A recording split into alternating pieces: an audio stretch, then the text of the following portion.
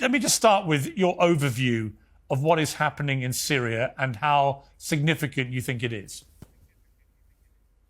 I think it's interesting, as you pointed out, the U.S. Calls HTS a terrorist group, but obviously the U.S. is part of what's happening these days. Jake Sullivan said, well, yes, it's a terrorist group, but it is giving Assad a run for his money. Wink, wink.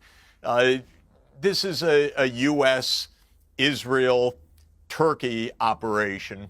It is part of Netanyahu's long-term game plan that goes on for 30 years to overthrow governments throughout the Middle East that back the Palestinian cause.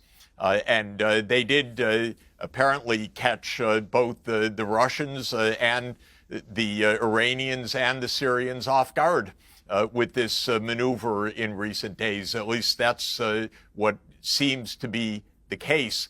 But I'm sure that this is an Israel, U.S., and Turkish operation. Turkey has its own issues in this with the Kurds in Syria. For Israel, this is standard fare.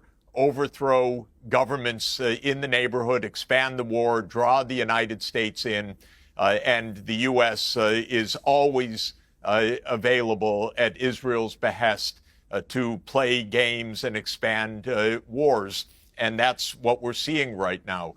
From what we can gather of sporadic and, of course, very incomplete reports, I don't think that this is going to topple Assad.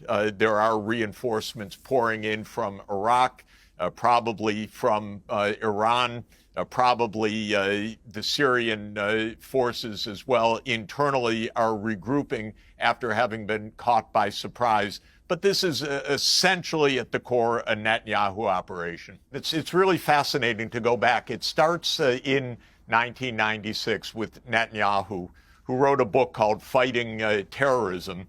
And the thesis of the book is quite straightforward and very dangerous. He says, you know, there's Hamas, there's Hezbollah, they oppose Israel. It's not good for us to fight them directly. That won't work. What we need to do is topple the governments that back them. So what we need is regime change throughout the Middle East. And he actually gave a long list of 7 countries that included Syria, Libya, Iraq, Iran, Somalia, Sudan, and Lebanon.